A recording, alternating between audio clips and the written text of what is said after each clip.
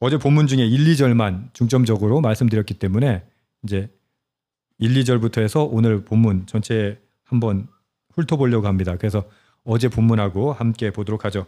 어제 말씀의 핵심이 무엇이었습니까? 너희 몸을 하나님이 기뻐하시는 산제물로 드리라. 그것이 뭐다? 영적인 예배다.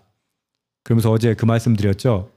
우리가 예수님 복음을 알기 전에는 어땠어요? 뭐 이거 분별력이 없었어요. 그러니까 제대로 깨닫지도 못하고 그냥 열심히 살기만 했었죠. 그러나 깨달았으니 어떻게 살아야 됩니까? 말씀대로 살아야 되는데 우리 어때요? 말씀대로 잘 살아져요? 그게요. 습이라는 게 한번 몸에 배면요. 그렇게 안 돼요. 살이 왜 안 빠져요? 안 빼려고 작정하는 사람은 괜찮은데 빼려고 작정해도 빠져요, 안 빠져요? 잘 안 빠져요. 왜? 습관이 이미 거기에 길들여져 있으니까. 그래서 사도 바울은 우리에게 뭐라고 얘기하냐면 너희 몸을 산제물로 드려라. 너의 삶을 산제물로 드려라. 이 삶은 내 거 아니야. 하나님 거야. 라고 하면 어떻게 해요? 당연히 하나님한테 의지하고 하나님께 모든 것을 맡기고 살아가야 되잖아요. 그게 영적 예배다라고 말하면서 2절은 뭐라고 얘기했어요? 이 세대를 본받지 마라. 그러니까 그 습이 그렇게 배어있기 때문에. 근데 이 모든 습은 어디서 익혀진 거예요? 신앙으로 익혀진 거예요? 여러분, 돈 버는 문제, 사회생활하는 문제, 이거 그 습이 신앙으로 길들여진 거예요? 아니면 세상에서 길들여진 거예요? 세상에서 길들여진 거잖아요. 그러니까 이걸 못 버려요. 그러니까 말씀을 알겠어. 내가 산제물로 드려야 된다는 거, 영적 예배라는 거 알겠어. 근데 그게 세상에서 길들여진 습관이 이게 잘 안 고쳐져요. 그러니까 제일 먼저 그거부터 따라가요. 그래서 제가 자주 말씀드리죠. 목사들 어떤 문제가 닥치면 어떤 줄 아세요? 이거 누구하고 의논해야 되지? 이런다고. 왜요? 평생 그렇게 살았으니까. 평생 세상의 방식으로. 세상에 해결하는 그런 방법들 찾아서 살았으니까. 근데 우리 이론으로 알죠? 그런 어려운 문제가 있으면 제일 먼저 뭘 찾아야 돼요? 하나님 찾아야죠. 그죠? 그거 알죠? 그런데 몸에 습관이 안 된 거예요. 그 말씀을 2절은 뭐라고 얘기한다고요?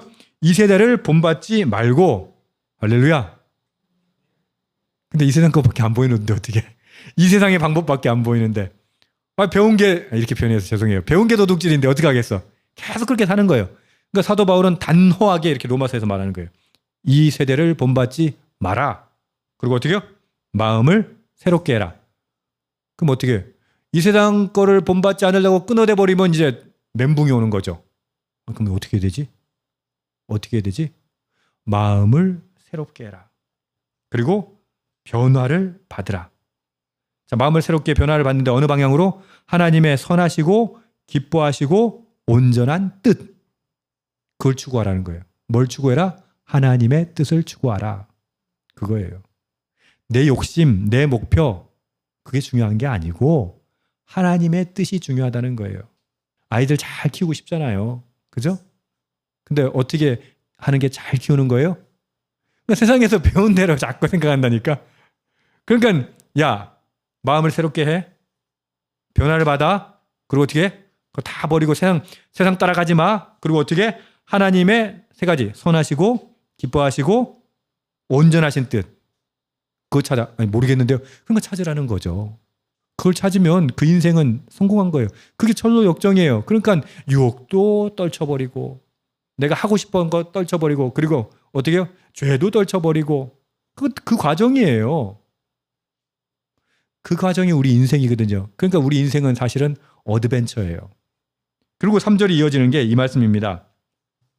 각 사람에게 말하노니 마땅히 생각할 그 이상을 생각을 품지 말고.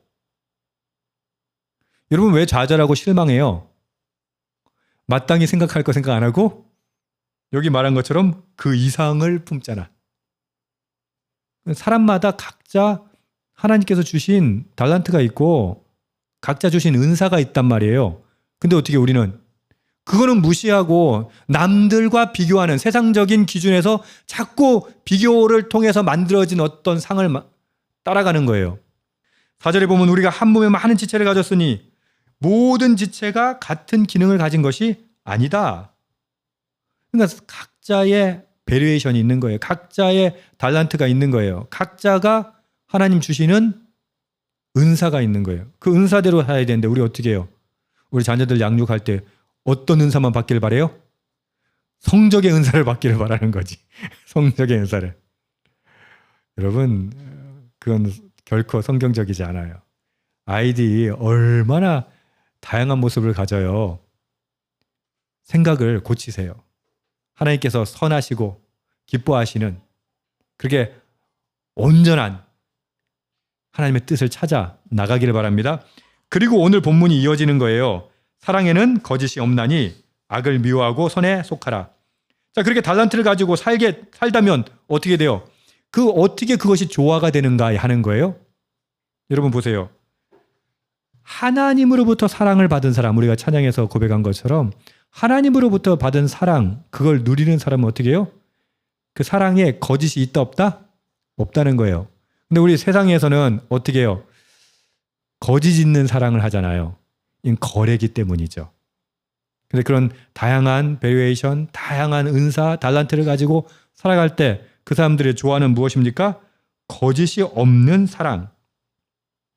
왜 사랑을 이야기하냐면 이런 달란트들이, 이런 많은 사람들의 은사들이 모여서 사랑으로 모여서 하모니를 이루는 것을 뭐라고 한다? 삶으로 드리는 예배라는 거예요. 너희 몸을 거룩한 산제사로 드리라. 이것이 영적 예배다 라고 말하는데 이것은 뭐다? 사랑이라는 거예요. 영적 예배는 결국은 뭐다? 사랑을 실천하는 거예요. 악을 미워하고 선에 속하라. 그 다음에 형제를 사랑하며 서로 우애하고 존경하기를 서로 먼저 하라. 여기 서로 먼저 하라 찾아보니까 프로에 구메노이 이렇게 헬라어로 돼 있는데 경쟁적으로 먼저 하려는 거잖아요. 경쟁적으로. 여러분 사랑을 할 때 어떻게 먼저 해라? 경쟁적으로 먼저 하라 라고 말씀하세요.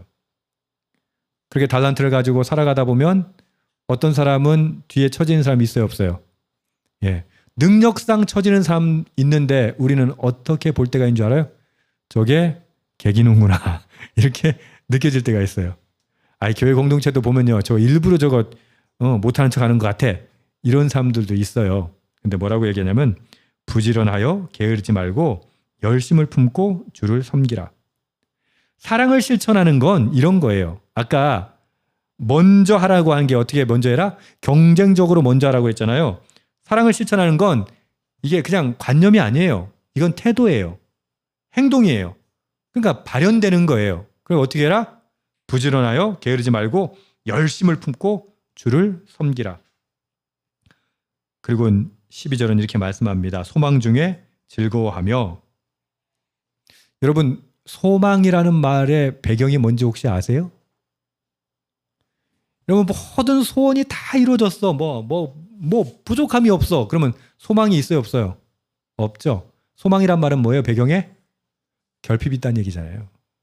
부족함이 있다는 얘기잖아요. 근데 소망 중에 어떻게 해라? 즐거워해라. 왜? 그 소망을 하나님이 반드시 이루어 주실 거니까. 그러니까 크리스천들은 절망한다 안 한다? 안 해요. 절망하지 마세요. 우리 아이들 하나님 어떻게 키워주실지 몰라. 그러니까 내가 손 좀 덜 대면 돼. 괜히 달란트 다 있는데, 그죠? 괜히 어거지로 만들어가지고 망치지 말고 그 하나님 소망 중에 즐거워하겠습니다. 하나님께서 이 아이를 통해서 아이들뿐만인가요? 우리의 비즈니스나 우리의 직장의 모든 일들 생각해 보세요. 우리가 시련 중에서도 어려움 중에 있어도 소망을 품을 수밖에 없는 건 하나님이 반드시 이루어 주시기로 약속하셨기 때문이에요. 그리고 이어지는 것이 환난 중에 참으라. 세상에서는 환난을 피할 수 없어요. 왜?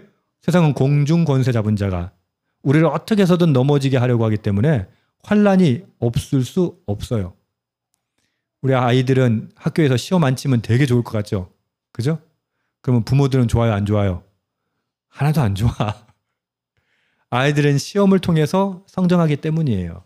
똑같아요. 그럼 어른들은 어떨까요? 환난을 통해서 성장해요. 그러니까 환난은 어떻게 하는 거다? 참는 거다. 다시요. 환난은 뭐 하는 거다? 참는 거예요. 그리고 그 다음에 뭐라고 합니까? 기도에 항상 힘쓰십시오. 왜? 환난을 이기게 하실 리가 누군데? 하나님이니까 당연히 기도할 수밖에 없는 거죠. 13절 보십시오. 성도들의 쓸 것을 공급하며 손대접하기를 힘쓰라. 사랑은 추상적인 감정이 아니에요. 막 기분 좋고 뭐 이런 게 아니에요. 근데 우리들도요, 사랑을 관념적으로 오해해요. 사랑 그러면 어떻게 해요? 막 그냥 애틋하고 막 애절하고 막 가슴이 막 몽글몽글하고 이것만 사랑인 줄 알거든요. 그래서 여러분들의 부부 생활을 생각해 보십시오. 사랑은 현실입니다. 갑자기 썰렁해지네 분위기가. 그게 진짜 사랑이에요. 사랑은 관념이 아니에요. 그냥 감정이 아니에요. 진짜 사랑은 뭐예요? 행동이에요. 그래서 뭐라고 얘기합니까? 성도들의 쓸 것을 공급해라. 손대접하기를 힘쓰라. 이거 요즘 현대인들 굉장히 훈련 안 돼 있어요. 여러분, 성도들의 쓸 것을 공급하십시오. 손대접하기를 힘쓰십시오. 14절, 제일 어려운 거 함께 읽읍시다. 시작. 너희를 박해하는 자를 축복하라. 축복하고 저주하지 말라. 누구 말씀이에요? 사도 바울의 말씀이 아니라 예수님의 가르침이죠. 마태복음 5장 44절, 너희 원수를 사랑하며 너희를 박해하는 자를 위하여 기도하라. 너무 힘든 말이죠. 근데 우리에게 권고합니다. 아니, 명령합니다. 주님, 이렇게 살게 하여 주시옵소서. 발톱 많지라도 이 말씀 따라가게 하여 주시옵소서. 기도하는 이 시간 되기를 주님의 이름으로 축복합니다. 아멘.